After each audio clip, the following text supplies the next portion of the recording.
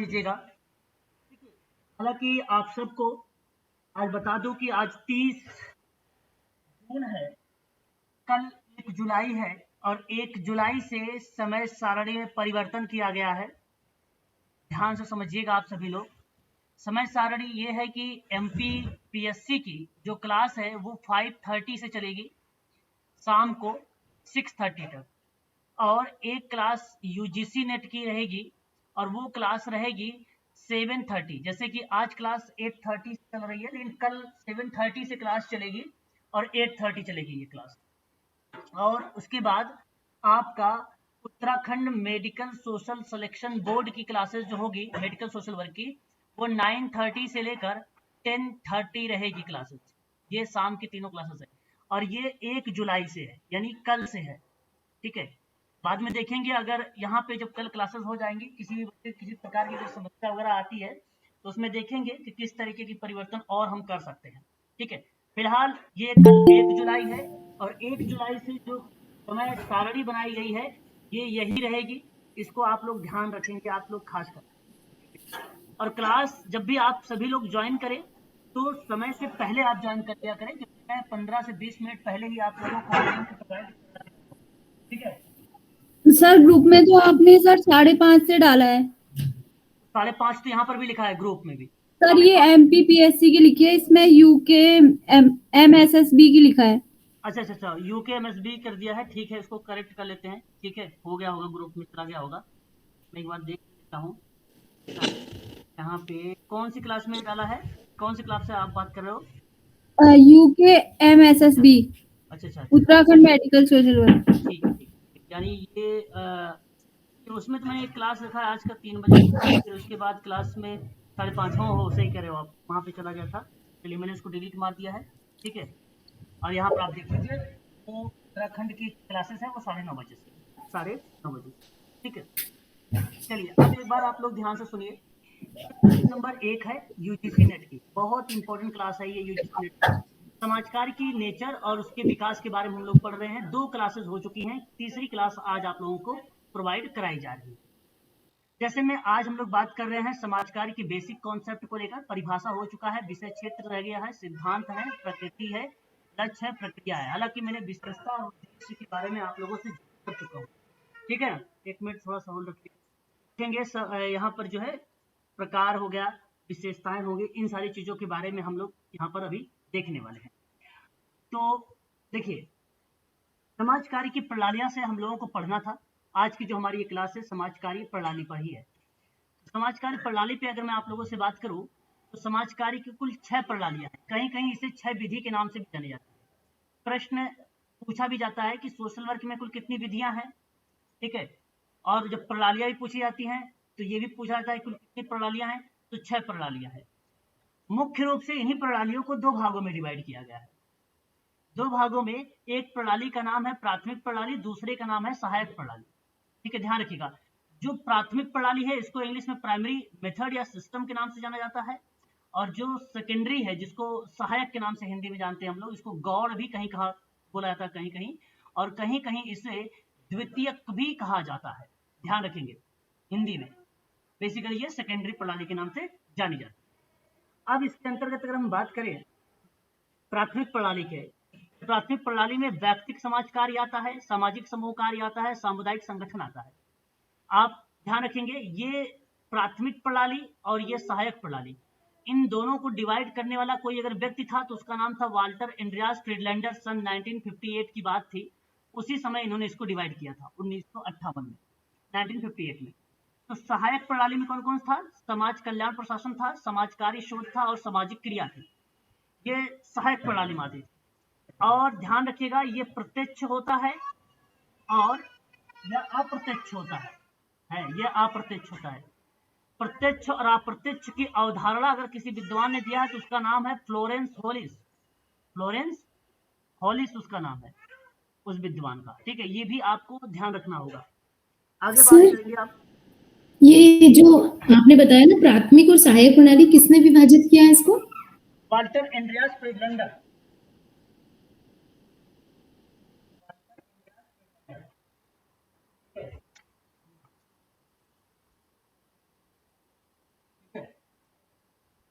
हुआ? बता दीजिए एक बार, क्लियर हुआ तो फिर मैं आगे जी बढ़ूँ। जी सर 1958 ना? हाँ 1958 गुड। ओके। अब मेरी बात को सुनिए एक बार अच्छे से सभी लोग। इस बार एक पेपर में सवाल आया था कि केस वर्क से कौन संबंधित है, ग्रुप वर्क से कौन संबंधित है, कम्युनिटी वर्क से कौन संबंधित है। ध्यान दीजिएगा, इंपॉर्टेंट तथ्य है, इसको भी आप याद रखेंगे तो अच्छा रहेगा आप सब। ठीक है, देखिए बेसिकली अगर मैं बात करता हूँ मैरी रिचमंड, इसके बेसिकली जनक कहे जाते हैं व्यक्तिगत समाजकारी। व्यक्तिगत समाजकारी में व्यक्तिगत समाजकारी में किन किन विद्वानों का नाम आता है, मैं वो आप लोगों को यहाँ पर लिख देता हूँ ताकि आप आसानी से उसको इजिली आइडेंटिफिकेशन कर सकें। ठीक है, मैं आपको लिखवा देता हूँ, ध्यान दीजिएगा। सोशल केस वर्क में कौन कौन से नाम आते हैं। एक नाम याद रखिएगा आप सभी लोग, बेसेंट डी पॉल का नाम। किसका नाम याद रखेंगे? बेसेंट डी पॉल का नाम। अब बेसेंट डी पॉल महोदय की भूमिका आई 16वीं और 17वीं शताब्दी में। ध्यान से सुनिएगा मेरी बात को क्योंकि पेपर में सवाल आते हैं ये सब। 16वीं और 17वीं शताब्दी में बेसेंट डी पॉल ने सहायता शब्द एक दिया था, वो सहायता शब्द शुरुआत किया था। पहला पॉइंट केस वर्क में एक नाम ये होगा। दूसरा नाम मैरी रिचमंड का नाम आता है। मैरी रिचमंड के बारे में मैं आप लोगों को कई बार बता चुका हूँ और आगे आने वाले टाइम में भी बताता रहूंगा, निश्चिंत रहे। सोशल डायग्नोसिस में बहुत सही तरीके से परिभाषित अगर किसी ने किया है तो वो मैरी रिचमंड है, याद रखिएगा। सोशल डायग्नोसिस इसकी किताब आई सन 1917 में। सन 1922 में what is social case work और from charity to social case work, और 1899 में 1899 में फ्रेंडली विजिटर की किताब एक अमंग द पुअर करके इन्होंने लाया था। ये बात आपको ध्यान रखना होगा। तीसरी बात, एक विद्वान का नाम आता है ओजानम। ठीक है, याद रखिएगा ओजानम, इसने व्यक्तिगत सहायता की शुरुआत की थी। काफी इंपॉर्टेंट नाम है, ये भी पेपर में हम लोगों को देखने को मिल सकता है। चौथा नाम ध्यान रखेंगे आप सभी लोग, ये नाम आपको बता दूं, यहाँ इस वर्क में ही क्लार्क का नाम भी देखने को मिलता है लेकिन व्यक्तिगत चरण में मिलता है। क्लार्क का नाम अगर मिलता है, जैसे व्यक्तिगत समाजकारी का विकास कैसे हुआ, समाजकारी का जो विकास आता है तो वो बेसिकली व्यक्तिगत के आधार पर पूछता है, तब आप ध्यान रखिएगा क्लार्क का नाम आएगा। मैं यहाँ पे नोट कर देता हूँ, व्यक्तिगत समाज कार्य का विकास। चरणों में इन्होंने 5 चरण बताए हैं, 5 चरण बताए हैं विकास के, ये आपको ध्यान रखना होगा। ठीक है, क्लियर हो रहा है सबको? ये बातें बता दीजिए एक बार, स्पष्टीकरण करिए फिर मैं आगे बढ़ूँ। सर ये मैरी रिचमंड के लिए आपने बताई ना तीनों ईयर, इसकी बुक नहीं आज निश्चिंत रहे, बुक आने वाले टाइम में और बताता रहूंगा मैं। ठीक है, ठीक है सर। हाँ, बाकी अब वीडियो रिकॉर्डेड है, आप देख भी सकते हैं बाद में भी, ठीक है ना। और देखिए एक नाम आता है Gordon Hamilton. Gordon Hamilton, Gordon Hamilton. Basically जब हम बात करते हैं अप्रोच को लेकर तो इसकी भूमिका हमें देखने को बड़ी भांति तरीके से गार्टन हैमिल्टन की मिलती है अप्रोचेज में। कहाँ पर मिलती है? अप्रोचेज में। मैं आप लोगों को 2 बातें बताऊंगा इसकी गार्टन हैमिल्टन की। एक बात आपको ये ध्यान रखना है, basic concept, basic concept, concept in social case work, एक किताब आई सन 1937 में। दूसरी बात यहाँ पे इसकी, दूसरा लेख आया the under line philosophy of social case work, और ये किताब आई 1941 में। 2 बातें, दोनों के दोनों बातें बहुत इंपॉर्टेंट है, इसको आपको ध्यान रखना पड़ेगा गार्टन हैमिल्टन के बारे में। ये केस वर्क के जो विद्वान हैं मैं उनके बारे में बता रहा हूँ, ये भी बात ध्यान रखिएगा। ये केवल केस वर्क में ही टच करेंगे, है ना, किसी और में नहीं टच होते हैं ये लोग, ये बात ध्यान रखिएगा आप सभी को। जब भी आता है कभी कभी नाम बदल दिया जाता है, भाई कौन किससे संबंधित है, ये चीज आपको मैं बता रहा हूँ। फिर एक नाम आता है, ध्यान रखिएगा आप सभी लोग, यहाँ पर गार्टन हैमिल्टन पार्लियामेंट। क्या नाम आएगा? पार्लियामेंट। पार्लियामेंट का नाम आता है, बेसिकली पार्लियामेंट 4 पीस के नाम से जाने जाते हैं, 4 पीस के नाम से जाने जाते हैं। शायद आप सबको पता भी होगा 4 पीस के बारे में। आप जानते हैं 4 पीस के बारे में? क्या कोई बताएगा? नहीं सर। जी सर। जानते सर। चलो सर, कोई बच्चा है कहता नहीं जाना है, कोई कोई बात नहीं, मैं आने वाले टाइम में बताऊंगा, फिर भी यहाँ पे मैं एक बार क्लियर कर देता हूँ। एक 4 पीस जो होता है व्यक्ति होगा, पर्सन जिसको बोलेंगे, दूसरा समस्या होगी, तीसरा आपका स्थान होगा, चौथा आपकी प्रक्रिया होगी। ये बात ध्यान रखिएगा, इसको पर्सन, प्रॉब्लम, प्लेस, प्रोसेस, ठीक है, ये बात आपको ध्यान रखना होगा। आगे बात करते हैं, पार्लियामेंट का नाम क्लियर हो गया। समस्या समाधान के उपागम, दूसरी बात, समस्या समाधान का उपागम, उपागम, ठीक है, ये नाम आपको ध्यान रखना है 1957 में। बस पार्लियामेंट का नाम क्लियर हो गया। आगे बढ़िए, और भी थोड़ी सी बारे में जानकारी रखते हैं, और क्या क्या चीजें इंपॉर्टेंट हो सकती हैं। पार्लियामेंट का नाम क्लियर हो गया, बर्था रेनॉल्ड सी। इनकी बुक थी क्या है समस्या समाधान का उपागम? देखो सर जी, बताइए, बताते रहिए सर। इनकी बुक थी क्या है समस्या समाधान का उपागम, पार्लियामेंट जी की? जी जी, सर किस समस्या समाधान के उपागम की बुक भी थी, और एक अप्रोच आया था प्रॉब्लम सॉल्विंग का किस 1957 में, 1957, 57? हाँ 1957। आगे देखिए सर, मैंने अभी एक नाम लिखा है स्क्रीन पे, आप देख रहे होंगे, रेनाल्ड बर्थासी के बारे में। मैं आपको बता दूं, स्वीकृति के सिद्धांत में इसका नाम आता है, और स्वीकृति के सिद्धांत में जब इसका नाम आता है तो इसकी एक बात याद आती है सभी लोगों को। जब हम शरणार्थी को जैसा है वैसा ही समझ लेते हैं और मानव साथी के रूप में उसका सम्मान करते हैं, तो हम उसे शरणार्थी को स्वीकृति प्रदान करते हैं, ठीक है। और शरणार्थी जिस रूप में हो, जैसा भी हो, उसे आपको एक्सेप्ट करना है, ये बात ध्यान रखें। व्यक्ति को स्वीकृति करनी है, जैसा भी व्यक्ति क्यों ना हो, ठीक है, चाहे वो बड़ी फैमिली से हो या छोटी फैमिली से हो या किसी भी प्रॉब्लम से हो, आपका हक बनता है कि मैं उसकी समस्या का समाधान करूं, ये आपको करना पड़ेगा, ठीक है। नेक्स्ट पॉइंट, बर्था रेनॉल्ड के बारे में भी बात हो गई, ठीक है, क्लियर हो रहा है, तो आगे बढ़ते हैं, एक बार बता दीजिए।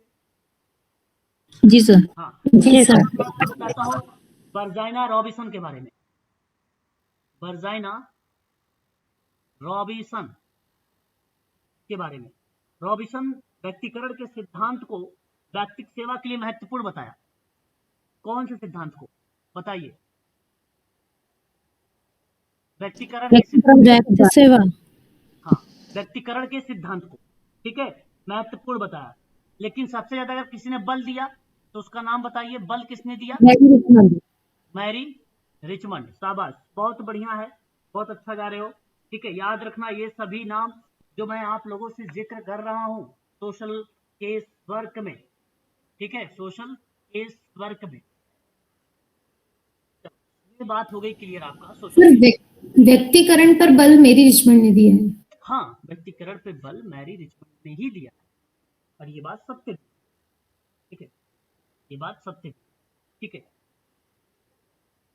आगे बढ़े, बताइए, आगे बढ़े, जी सर। पॉइंट उठाए, चलिए। और आप ध्यान रखिएगा थॉमस चामर्स का नाम, थॉमस चामर्स का नाम, चैरिटी ऑर्गेनाइजेशन सोसाइटी आंदोलन मूवमेंट का आधार किसके विचारों पर आधारित था? तो थॉमस चामर्स के विचारों पर आधारित था, पहली बात। आगे एक और पॉइंट, कितने विद्वानों के नाम लिख लिए बताइए एक बार? 9। 10वां पूरा कर लीजिए आप लोग पोर्टर आर ली के बारे में। पोर्टर आर ली, इसने क्या कहा है? New York school of social work के निदेशक हैं। New York school of social work के निदेशक हैं। तो बताइए जरा, TISS के निदेशक कौन है वर्तमान में? शालिनी भारत। शालिनी भारत। प्रथम कौन थे? मनसट। प्रथम मनसट थे। बहुत बढ़िया भाई, बहुत बढ़िया, मनसट। बस ये हो गया क्लियर आपका, ठीक है। चलिए अब ग्रुप वर्क में देख, अच्छा अब इसके बारे में थोड़ा पढ़ भी लेते हैं, केस वर्क होता क्या है, ठीक है। मैं यहाँ पे थोड़ी थोड़ी सी चीजें आपको बताऊंगा, बाकी आने वाले टाइम में आप लोगों से पूरे डीप में चर्चा करूं, क्योंकि यहाँ पे प्रणाली की बात हुई है, तो इस वजह से मैं इसको आप लोगों को थोड़ी थोड़ी चीजों से रूबरू करवा रहा हूँ। देखिए, सामाजिक केसवर्क व्यक्तिगत समस्याओं के संबंधित होता है। व्यक्ति पूरे वातावरण में या उसके एक भाग के रूप में है, और एक व्यक्ति समस्या में शामिल होता है क्योंकि वह अपने नियंत्रण से परे कारणों से स्वयं से निपटने में असमर्थ होता है।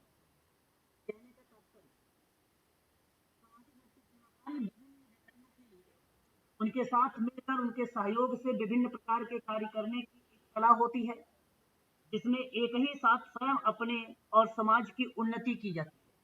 तो पर्टिकुलर व्यक्ति के साथ साथ समाज की भी बात की जाती है, तो वह प्रक्रिया व्यक्तिगत समाज कार्य में होता है। केवल यहाँ पर एक ही व्यक्ति होगा, जैसे आप स्क्रीन पर भी देख रहे हैं, ठीक है, ये सोशल वर्कर हैं, और यहाँ जो बताया जा रहा है इनको, ये क्लाइंट है, यानी आप ये कह सकते हो कि सेवार्थी है। ये सेवार्थी है, आप स्क्रीन पर भी देख रहे हो। तो जब किसी पर्टिकुलर एक व्यक्ति पर आप काम करेंगे तो वह आपका कहलाएगा केसवर्क, यानी सामाजिक व्यक्ति कार्य कहलाएगा। और आप ध्यान रखिएगा, अगर मैं इस क्रिया को सही तरीके से अगर संचालित करूं तो केसवर्क कहलाएगा। संचालित करने की मतलब हुआ आपको पार्लियामेंट का नाम याद होना चाहिए, तो उनकी परिभाषा में 4P शामिल रहेगा। तो उन्होंने ये बात कहा है कि व्यक्तिगत सेवा कार्य एक प्रक्रिया है। क्या है? प्रक्रिया है। फिर उन्होंने कहा कि जिसका उपयोग मानव कल्याण संस्थाएं करती हैं। संस्था का मतलब क्या हुआ? अगर मैं संस्था का नाम ले रहा हूं तो संस्था का अर्थ क्या बनेगा यहाँ पर, कि मैंने कहा कि मानव कल्याण संस्थाएं करती हैं जिसका प्रयोग, और संस्थाएं बेसिकली रिप्रेजेंट करने लगती हैं स्थान को, प्लेस को, है ना। तो आप स्थान को शामिल करेंगे। अच्छा, जरूरी ये नहीं कि परिभाषा में क्रम शामिल हो, ये भी आप ध्यान रखिए, ताकि व्यक्तियों का मतलब हो गया पर्सन एंड क्लाइंट, तो उसकी सहायता की और वो सामाजिक कार्यात्मकता की समस्या यानी प्रॉब्लम, समस्या का सामना उचित प्रकार से कर सकते। ये 4Ps इसके अंतर्गत संचालित हो जाएंगी: प्रक्रिया, स्थान, और समस्या। ये चीजें आ सकती है उनकी परिभाषा में। आपके ऊपर डिपेंड करता है कि आप परिभाषा किस तरीके से बना रहे हैं, ठीक है। तो आप 4Ps को क्रम में भी दर्शा सकते हैं। सबसे पहले 4Ps में क्या आता है? पर्सन आएगा, फिर उसके बाद क्या आएगा? प्लेस आएगा, प्रॉब्लम आएगा, फिर उसके बाद प्लेस आएगा, फिर उसके बाद प्रोसेस आएगा। ये 4 यानी 4Ps के नाम से आगे बढ़ेंगे। अब हम लोग ग्रुप वर्क के बारे में देखेंगे। अब यहाँ पर आप देख रहे हैं ग्रुप वर्क। जिस तरीके से आप सभी लोगों ने केस वर्क में लिखा है, उसी तरीके से आपको ग्रुप वर्क में भी लिखवा देता हूँ। एक बार आप लोग बताइए, क्या कंप्लीट करवा दो ये भी? जी सर। अब कॉपी पेन साथ में। ग्रुप वर्क भी हमारे लिए इंपॉर्टेंट है। ग्रुप वर्क के बारे में अगर मैं आपसे बात करूं तो सबसे पहले एक विद्वान का नाम आता है, वो नाम है ट्रेकर। ट्रेकर ने एक किताब लिखा, जो किताब आई 1948 में। उस किताब का नाम कौन बताएगा? Social group work principal and practice.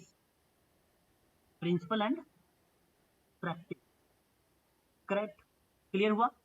दूसरा मैं आपको नाम बताऊंगा, विल्सन एंड रायलैंड। इनका नाम क्या है? विल्सन और रायलैंड का नाम, इन्होंने कहा कि जो सामाजिक सामूहिक कार्य जो है वह एक प्रक्रिया है। दूसरी बात, इन्होंने कहा कि इसके द्वारा सामूहिक जीवन एक कार्यकर्ता के द्वारा प्रभावित होता है। सामूहिक जीवन इसका किस तरीके से प्रभावित होगा? सामूहिक जीवन इसका कार्यकर्ता के द्वारा प्रभावित होगा, कार्यकर्ता के द्वारा प्रभावित होगा, ठीक है। जो समूह के परस्पर संबंधित प्रक्रियाओं के उद्देश्य प्राप्ति के लिए होगा, और बेसिकली ये प्रजातांत्रिक लक्ष्यों को प्राप्त करता है। तो प्रजातांत्रिक लक्ष्य को प्राप्त करने में अगर किसी की भूमिका है, लक्ष्य प्राप्त करने, तो वो विल्सन और रायलैंड की है। विल्सन और रायलैंड। आपको बता दो कि अंग्रेजों ने रॉइनवी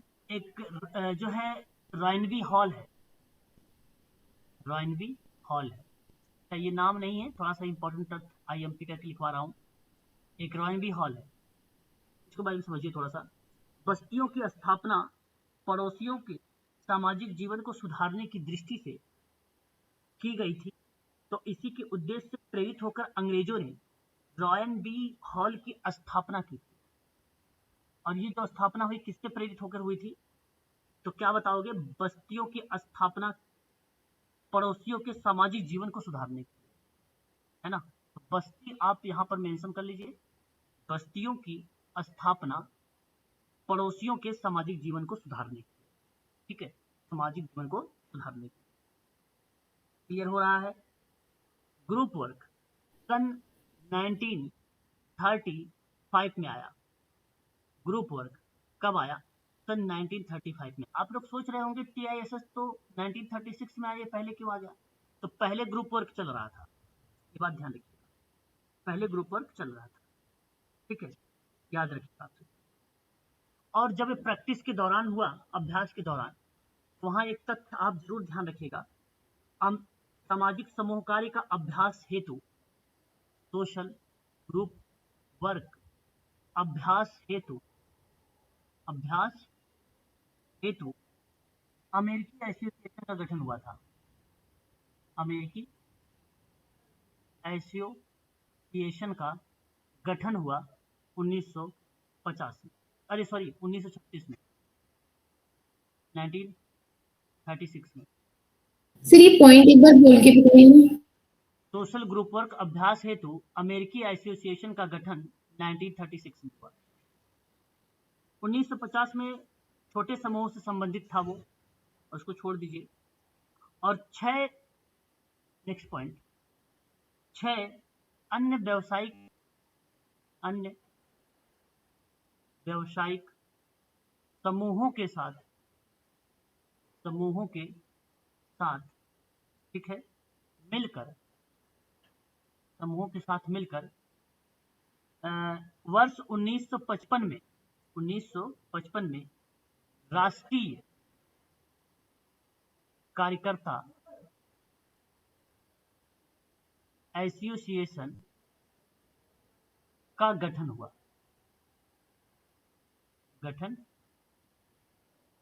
ठीक है, क्लियर हुआ?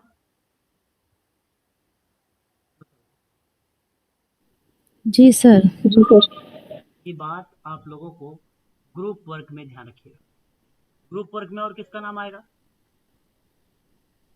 कोनोफ्का का नाम सुना है?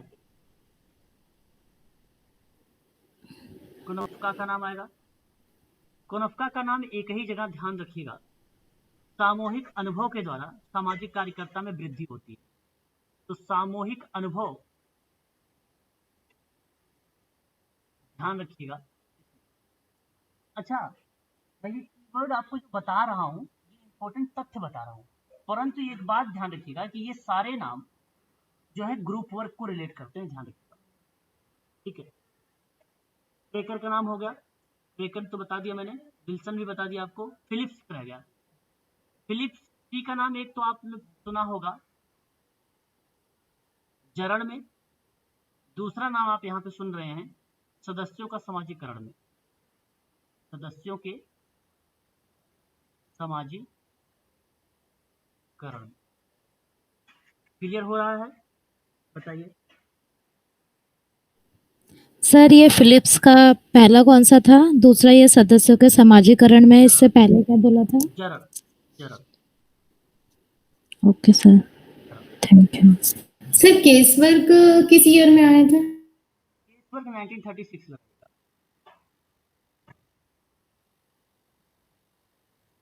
ठीक है, क्लियर हुआ?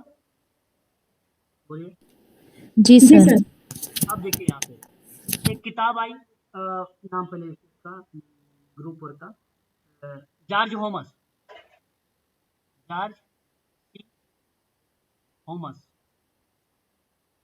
द ह्यूमन ग्रुप, 1950 में। कब आई?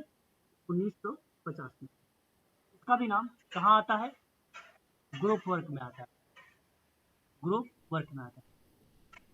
ठीक है यार। सिस्टम थ्योरी क्या नाम था इसका? Ludwig Bertalanffy. Bertalanffy. System theory. System theory 1950। System theory नहीं 1940 है, सॉरी 50 नहीं है, 1940 1940 बार्टालाम्फी। ठीक है, क्लियर हो रहा है ना?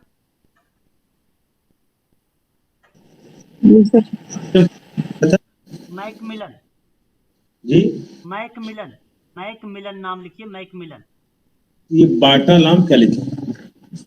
बार्टालाम्फी, लाम्फी जी, लाम्फी बार्टालाम्फी। ये क्या लाए थे? System theory. अच्छा अच्छा, 1940 में। हाँ 1940 ठीक से। System theory.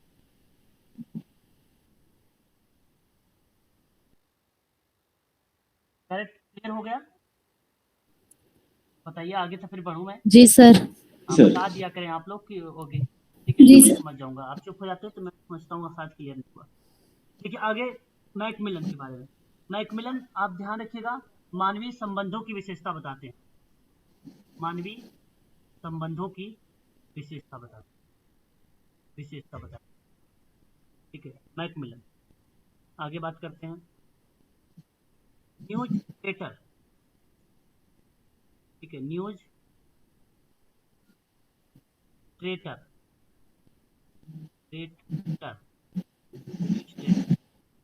ध्यान रखेंगे, शिक्षात्मक प्रक्रिया बताते हैं समूह कार्य को। समूह कार्य को क्या बताते हैं ये? शिक्षात्मक प्रक्रिया। शिक्षात्मक प्रक्रिया। देखिए इस सब में शॉर्ट फॉर्म लिखा हूँ, तो ये मत समझिएगा कि ये कहाँ से कहाँ है। ये मैं इसको पहले ही बता दे रहा हूँ कि ग्रुप वर्क में ये बताते हैं, है ना। ये ग्रुप वर्क में तो आप लोग चाहो तो ब्रैकेट में ग्रुप वर्क लिख सकते हो। ऐसे ग्रुप वर्क में पता चले आप केस वर्क कम्युनिटी वर्क सोचने लगे तो गलत हो जाएगा, है ना। और उसके बाद मॉन्टेग्यू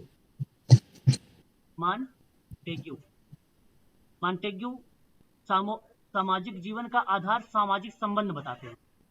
किसका? सामाजिक जीवन का। अभी यहीं पर एक सवाल पूछूंगा, बताइएगा।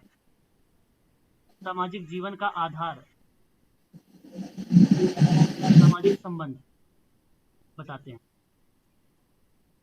सवाल बताइए, मैंने आज ही आप लोगों को करवाया है। सामाजिक संरचना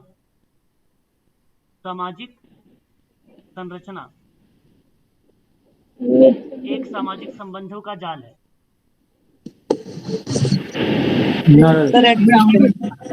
किसने बोला है?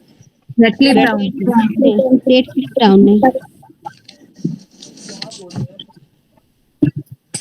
रेडक्लिफ ब्राउन ने। Radcliffe Brown. हाँ, रेडक्लिफ ब्राउन ने। Very good. दूसरा सवाल, सामाजिक संबंधों का जाल है, ये किसने बताया है? बहुत फेमस जोड़ी है ये, बहुत बढ़िया। देखिए ये बात जब भी कभी सवाल आएगा ना, तो मैं आप लोगों को ये रिपीट करवाता रहूंगा, ताकि आप लोगों को वो सारी चीजें याद हो जाएगी। तो एक समय ऐसा आएगा ये सब जुबान पे रहेगा। बस आगे बढ़ते हैं। यहाँ पर होगा क्लियर। और आपने एक नाम सुना होगा, मुझे जहां तक उम्मीद है, वाई। ये ध्यान रखिएगा, मैं जितनी भी बातें बता रहा हूँ वो ग्रुप वर्क से संबंधित बता रहा हूँ। ठीक है, YMCA का नाम सुना है आपने? Young man charity association. अब ध्यान देने वाली बात यहाँ पर ये है, अगर मैं आपसे जिक्र कर रहा हूँ, ठीक है, अगर मैं आपसे जिक्र कर रहा हूँ तो यहाँ पर आप ध्यान रखिए YMCA के बारे में कि 1866 में, यानी बात मैं कर रहा हूँ अमेरिका के बोस्टन शहर में, प्रथम युवा महिला क्रिश्चियंस की स्थापना हुई थी। और इसकी स्थापना किसने किया था? तो ध्यान रखिएगा, लुकेटिया बोयड ने किया था। ठीक है, लुकेटिया बोयड ने। याद रखिए ये नाम। उसके बाद क्या हुआ? सर आपने क्या बोला, ये प्रथम युवा महिला क्रिश्चियंस संघ है, एसोसिएशन।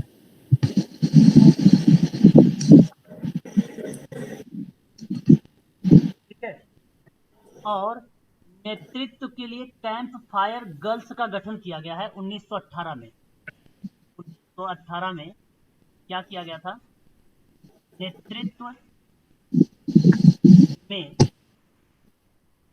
कैंप गर्ल्स का गठन किया गया था। किसने किया था बताइए? बहुत अच्छा सवाल है। मैं आप लोगों से भी जानना चाह रहा हूँ इसके बारे में कि क्या जवाब आप देना समझेंगे, जरा बताइए। लीडरशिप कैंप फायर गर्ल्स का गठन 1918 किसने किया था?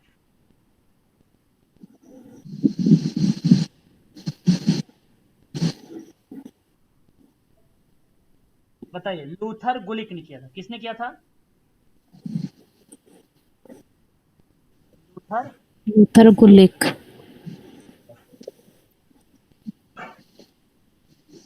पुराने बच्चे भी हमारे पास होंगे, तो मैं तथ्यों को आप लोगों से रूबरू करवा रहा हूँ, इसलिए ध्यान रखेंगे।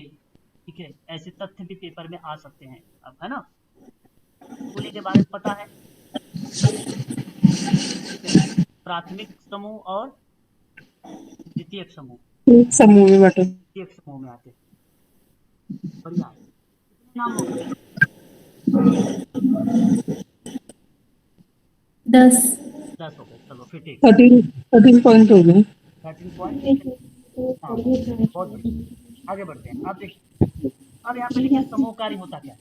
देखिए, सामाजिक समूह कार्य एक सामाजिक सेवा है जिसमें पेशेवर के रूप में योग्य व्यक्तियों को एक सामूहिक अनुभव के माध्यम से मदद करता है ताकि उन्हें बेहतर संबंधों में सामाजिक कार्य प्रणाली की ओर बढ़ने में मदद मिल सके। सामाजिक जो समूह कार्य होता है वो व्यक्ति के महत्वपूर्ण होते हैं और उन्हें सामाजिक संबंधों को बेहतर बनाने में मदद की जाती है। के साथ जो है समूह के कामकाज और संबंधों में व्यक्ति के व्यक्तित्व विकास म्यूट है। ये अब अनम्यूट रहते, बैकग्राउंड आवाज बहुत आती है ना जब क्लास है ना। देखो यहाँ अगर मैं आपसे बात कर रहा हूँ परिभाषा को लेकर थोड़ा सा तो प्रयास करेगा। जो सामाजिक समूह कार्य होता है वो ग्रुप में होता है। ठीक है, देखिए मैं आपको बता दूं, सामाजिक समूह कार्य एक सामाजिक व्यवस्था का अंग माना जाता है। और ये बात सामाजिक व्यवस्था मैंने एक बोला है, कोई मुझे बताएगा ये किसने कहा था? समूह सामाजिक व्यवस्था का एक अंग है। क्या मालूम है आपको? नहीं पता? ये टालकाट पार्सन ने बोला था भाई। सामाजिक व्यवस्था किसने बोला था? टालकाट पार्सन ने बोला था। ठीक है, यह बात ध्यान रखिएगा।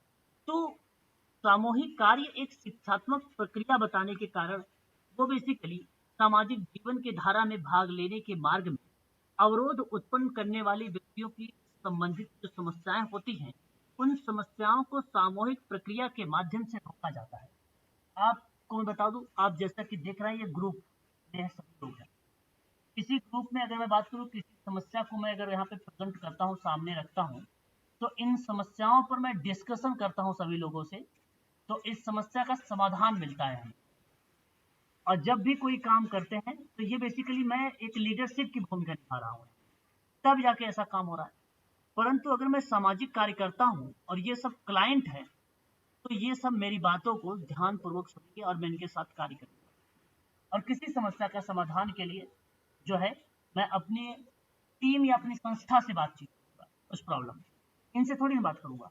लेकिन मान लीजिए अगर ये ग्रुप पिछड़ा है, ये जागरूक नहीं है कोविड के बारे में, सपोज मैं एक एग्जांपल दे रहा हूँ कोविड-19 के बारे में, तो मैं इस ग्रुप के माध्यम से सभी लोगों को ग्रुप के बारे में वहाँ पे जो है कोविड के बारे में, सॉरी ग्रुप की नहीं, कोविड के बारे में पूरी जानकारी आप लोगों को मैं प्रोवाइड कराऊंगा इन लोगों को। ठीक है, तो ये क्या बन जाएगा आपका? एक ग्रुप वर्क बन जाएगा। प्रत्येक समूह की एक आंतरिक और बाह्य व्यवस्था होती है। बात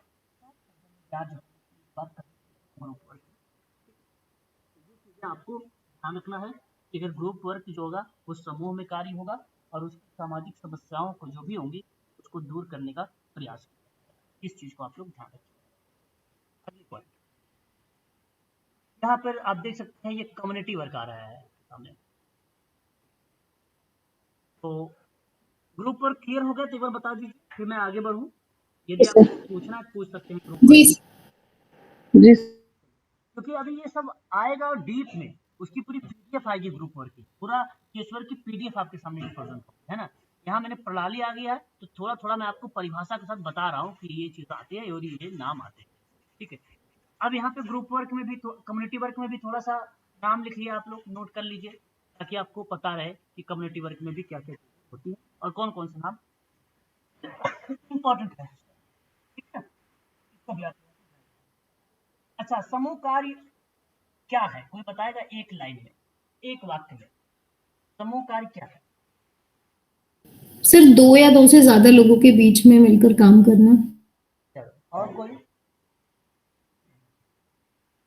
मैं एक क्वेश्चन दे दूं यहीं पे, क्वेश्चन समझोगे? बड़ा सिंपल सवाल है। और समूह कार्य क्या था? समूह कार्य है डैश ऑप्शन ए कार्यक्रम जन संचार माध्यम। सवाल समझ में आ रहा सबको ना? जी सर। जी सर। ऑप्शन बी पारस्परिक प्रक्रिया, पारस्परिक प्रक्रिया। ऑप्शन सी सर पारस्परिक प्रक्रिया। लोगों के साथ मिलकर कार्य करने की विधि।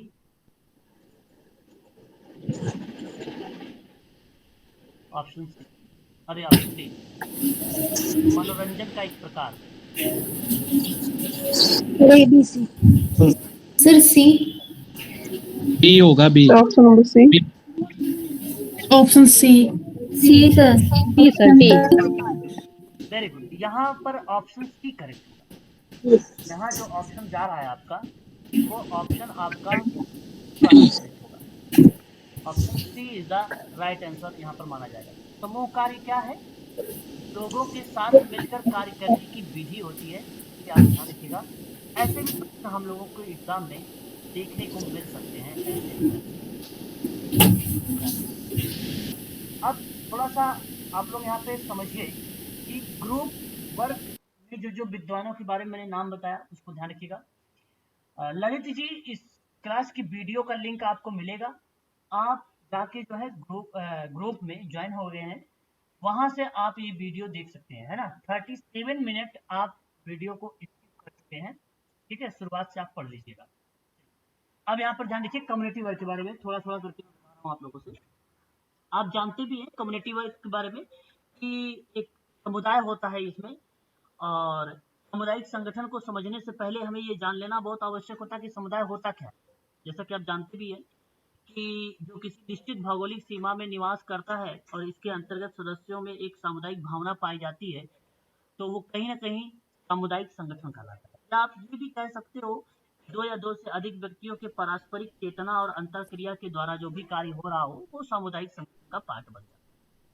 तो भौगोलिक क्षेत्र और समुदाय में व्यक्ति अथवा व्यक्तियों के समूह का आपस में मिलकर समाज कल्याण की आवश्यकताओं को जब निर्धारित करते हैं और उनकी आवश्यकता की पूर्ति करते हैं तो इसका निश्चित करते हैं, तो उसके लिए एक आवश्यक संसाधनों की जरूरत भी पड़ती है हमें, और ऐसी प्रक्रिया में हम सामुदायिक संगठन का नाम लेते हैं।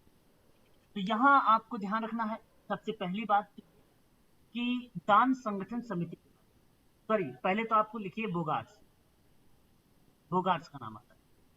हम की भावना पाई जाती है। सर इसमें ये भी हो सकता है क्या इनके सेम लक्ष्य और उद्देश्य होते हैं?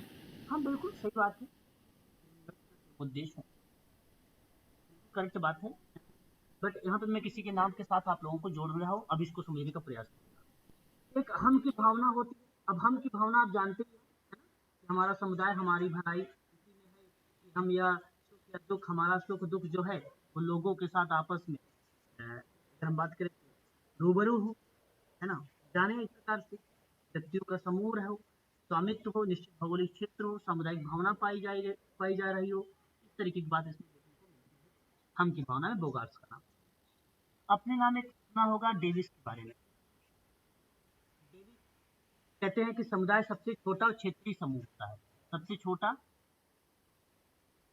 और और क्षेत्रीय समूह होता है, ये बोलते हैं। समुदाय के बारे में बात ध्यान रखिएगा, आपने नाम सुना होगा रेडक्लिफ ब्राउन, सॉरी क्या नाम था उसका, लिटिल कम्युनिटी किसने दिया है? Red Cliff brown. क्या नाम था उसका? Robert Redfield, Robert Redfield. Little community, लघु समुदाय, 1955 में। क्लियर हो रहा है ना? बताइए। जी सर। हाँ, एक बात ध्यान रखिएगा, इसी में डनहम का नाम सुना है? डनहम, जिन्होंने 28 सिद्धांत दिए और 7 सिद्धांत किस पे रखे थे? शीर्षक पे, उच्च बनाए उन्होंने, डनहम। इसी में आपको बताऊं, दान संगठन समिति आती है, दान संगठन समिति आती है, और यही सामुदायिक संगठन की नींव रखी है, कम्युनिटी ऑर्गेनाइजेशन की नींव यही रखा है, दान संगठन समिति। कब रखा था? 1889 में। अमेरिका, आप ध्यान रखिएगा, इसी में आपको बता दो, सन 1877 में अमेरिका के बफेलो शहर में पहली बार दान संगठन समिति की स्थापना हुई, संगठन समिति की स्थापना हुई। नोट करते रहिएगा, बहुत इंपॉर्टेंट तथ्य है ये, पेपर में सवाल आप लोग देख भी चुके हैं सर, इस बार एक बच्चा बता भी रहा था कि इससे सवाल आया था, है ना, बफेलो। उसके बाद अगर हम बात करें तो सेटलमेंट हाउस का नाम सुना ही होगा आई थिंक, और नहीं सुना है तो कोई बात नहीं, आप ध्यान रखिएगा जी। हेलो जी बताते रहिए सर, आवाज आ रही है आपकी। जब फिर से इसके नीचे कर दिया, लिखने पाए छूट गया है। ओके, प्रीवियस स्लाइड आप देख सकते हैं। चलिए एक बार लाइन बोलिए ना, क्या लिखा है बफेलो का? ये लिखा है, अमेरिका के बफेलो शहर में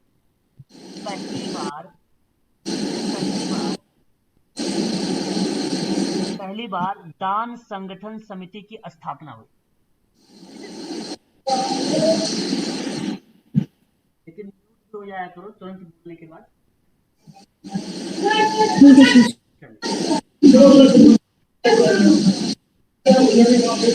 प्लीज, है ना।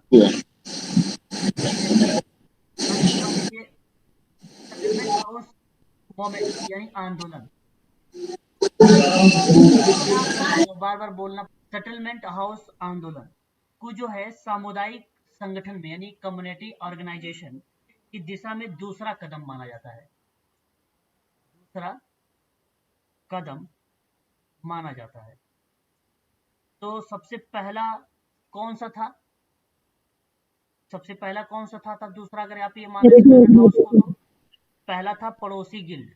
कौन था? पड़ोसी गिल्ड, 1886 में, ठीक है, 1886 में। याद रखेंगे ये आपको न्यूयॉर्क शहर में स्थापित है। कहाँ पर है ये? न्यूयॉर्क शहर में स्थापित है, ध्यान रखेंगे इसके बारे में। आपने एक नाम सुना है, आई थिंक, ये जहां तक उम्मीद है कि सुना भी होगा आप लोगों ने, दूसरा भी न्यूयॉर्क में ही है। America red cross home service कार्यक्रम। क्या कह रहे हैं आप? दूसरा भी न्यूयॉर्क में ही है। ये न्यूयॉर्क में, हाँ। आपने नाम सुना है अमेरिकन रेड क्रॉस, बारे में बताइए जरा।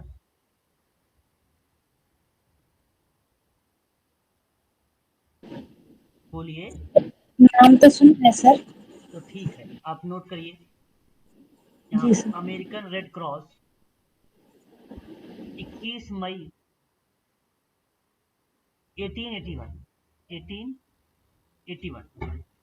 वाशिंगटन डीसी में इसकी स्थापना हुई, यूएसए में, ठीक है। याद रखिएगा, नाम अगर पूछता है किसने किया है तो कालरा बर्टन का नाम लगाइएगा, बर्टन का नाम लगाइएगा। बात अब ध्यान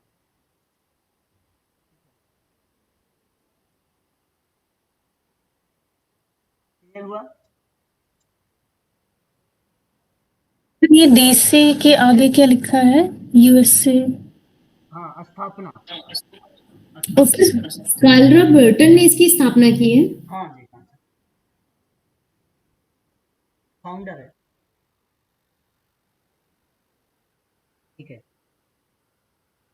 क्लियर हो रहा है?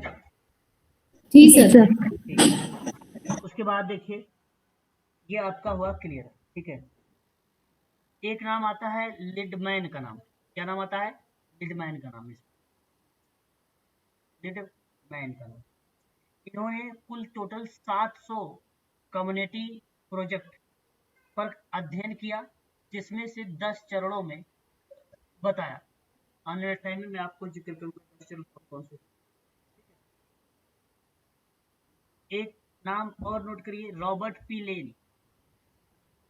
रॉबर्ट पी लेन कम्युनिटी ऑर्गेनाइजेशन में इन्होंने सामान्य उद्देश्य और द्वितीयक लक्ष्य बताया है।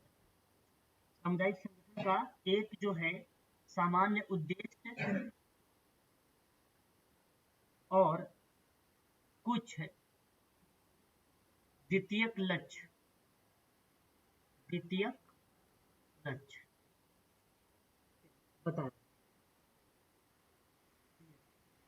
ये आपको लिडमैन के बारे में ध्यान रखना।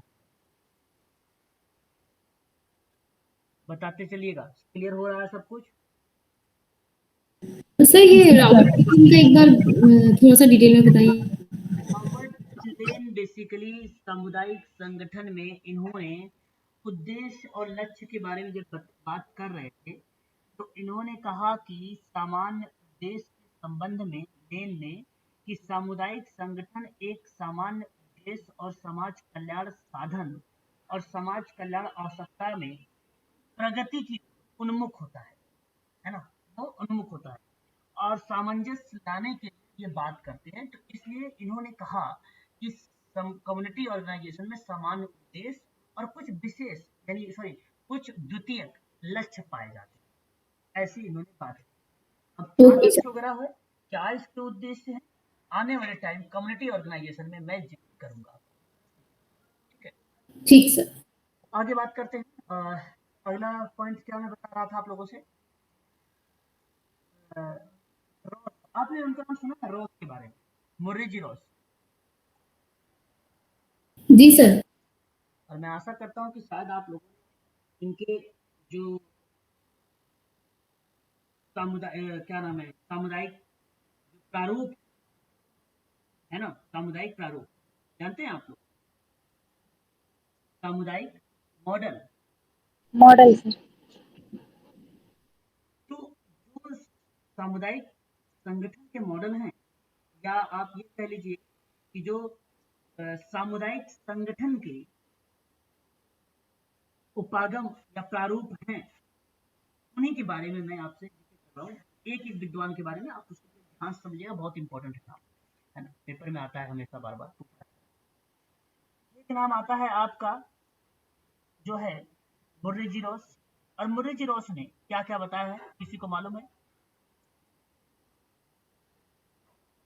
ध्यान तो वो से सामुदायिक संगठन के प्रारूप सर सामान्य ध्यान से दिए पूरा सिद्धांत।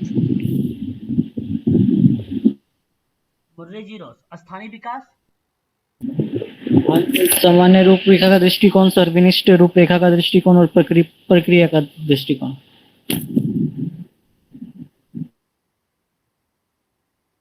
सर आवाज काफी कट कट के आ रही है। ठीक, आवाज क्लियर है मेरी? सामान्य रूपरेखा, विशिष्ट रूपरेखा और प्रक्रिया। ठीक है, ये बताया था। और रोथमैन ने क्या क्या बताया था? स्थानीय, सर वो स्थानीय विकास, सामुदायिक नियोजन और कार्यवाही। वेरी गुड, बहुत बढ़िया याद कर रखा आपने, बहुत बढ़िया। और एक सामाजिक क्रिया। ठीक है, स्थानीय, सामुदायिक और सामाजिक क्रिया। HY ऊपर चलते हैं। HY सिद्दीकी ने सर वो प्रतिवेशन विकास मॉडल व्यवस्था का और संरचना का। HY सिद्दीकी ने बताया कैसा है प्रतिवेश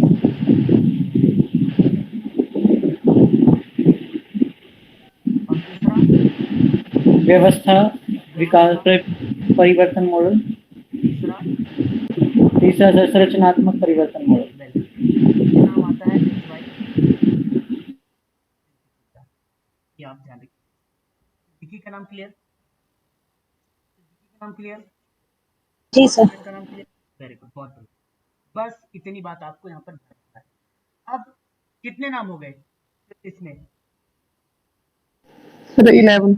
11। चलो आगे बात करते हैं। अब यहाँ पर देखिए सामुदायिक संगठन में आप यहाँ पर देख रहे हैं पिक्चर में, पिक्चर दिखाता हूँ। देखिए कम्युनिटी है। अब इस कम्युनिटी के लोगों के बारे में अगर मैं बात करूँ आप लोग, तो इनकी कोई एक प्रॉब्लम है ना, इस कम्युनिटी में प्रॉब्लम। यहाँ आप देख रहे होंगे एक व्यक्ति बैठा हुआ है व्हाइट शर्ट पहनकर।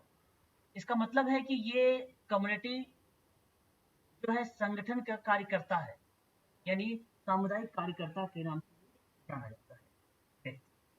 तो सामाजिक कार्यकर्ता यहाँ पर क्या है, समुदाय से घनिष्ठ संबंध स्थापित कर रहा है यहाँ पर समुदाय से, पहली बात।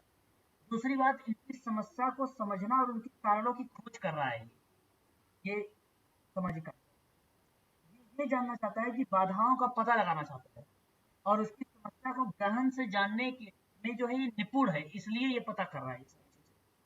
समुदाय के लोगों को देख रहे हैं यहाँ पे जो लोग बैठे हुए हैं, ये समुदाय के लोग, इनकी भावना के प्रकटन और गतिरोधों का सामंजस्य बैठाने की प्रक्रिया में ये निपुण भी है और साथ ही उसको बैठाने का प्रयास कर रहा है। यहाँ व्यक्तिगत समस्याओं को सुलझाने में भी व्यक्ति निपुण है। अगर मान लीजिए पर्टिकुलर एक व्यक्ति है, उसकी कोई समस्या है, तो उसकी समस्या को भी यहाँ पे सुना जा रहा है। इसकी पर्टिकुलर कोई भी अगर किसी व्यक्ति की समस्या है पर्टिकुलर, तो उसकी पर्टिकुलर समस्याओं पर भी ये जिक्र करता है। यहाँ पर समुदाय के लक्ष्य निर्धारित करना और उन्हें पूरा करने में निपुण है ये, और लक्ष्य की ओर प्रयासों पर अग्रसरित करने में की भी निपुणता, मतलब अग्रसर है हमेशा। जो कार्य है पॉजिटिव की तरफ है, ठीक है। साथ ही साथ अगर मैं आपसे बात करूं तो समुदाय एक ऐसा सामाजिक समूह है जिसमें कुछ अंशों तक हम की भावना होती है और जो एक निश्चित क्षेत्र में निवास कर रहे हैं ये लोग, इनकी समस्याओं का समाधान किया जा रहा है। किसके द्वारा? सामाजिक कार्यकर्ता, ठीक है। और यही बातें यहाँ पर आप देखेंगे तो लिखा भी है। सामुदायिक संगठन समाज का एक अन्य तरीका है और समूहों से बने होने के कारण एक समुदाय का अर्थ है कि रिश्तों की संगठित व्यवस्था, लेकिन वास्तव में कोई भी समुदाय पूरी तरह से संगठित नहीं होता है। और सामुदायिक संगठन एक ऐसी प्रक्रिया है जिसके द्वारा एक समुदाय संबंधों को सुधारने के लिए एक व्यवस्थित प्रयास किया जाता है। समस्याओं की पहचान, सामुदायिक समस्याओं को हल करने के लिए संसाधन का पता लगाना, सामाजिक संबंधों को विकसित करना, समुदायों के उद्देश्यों को प्राप्त करने के लिए आवश्यक कार्यक्रम, और ये सभी सामुदायिक संगठन में शामिल है। और समुदाय आत्मनिर्भर बन सकता है और वह अपने कार्यों के माध्यम से समस्याओं को सुलझाने में वो सफल है, तो एक प्रकार से बना सकता है आत्मनिर्भर। और आत्मनिर्भर जरूरी ये नहीं केवल कम्युनिटी में बनाना, आत्मनिर्भरता आपको ग्रुप वर्क में बनाना है, आत्मनिर्भरता आपको देश में भी बनाना है, दोनों में आपको, ठीक है। सर हमारा ये पूरा फर्स्ट यूनिट में ही चल रहा है। आ गई, मैंने सबके बारे में बता रहा हूँ आप लोगों को, याद रखिए। Okay sir. यहाँ पर नाम सबको रोक बता दिया हूँ, कहाँ पे आएगा, ठीक है ना। ये हुआ, बताइए मैडम। जी सर। बस यही चीजें आपको ध्यान रखनी है और आगे बढ़ेंगे। नेक्स्ट पॉइंट लेते हैं। अब बात करेंगे हम लोग सेकेंडरी प्रणाली। तो अभी आज ही करके कि कल किया जाए, बताइए, क्योंकि बहुत सारी चीजें मैंने आज आप लोगों को बता दिया है, बिल्कुल करते हैं। करा देंगे। सर कल कर लीजिए। चलिए कल करते हैं। फिर हम लोग कल से पढ़ेंगे सहायक प्रणाली।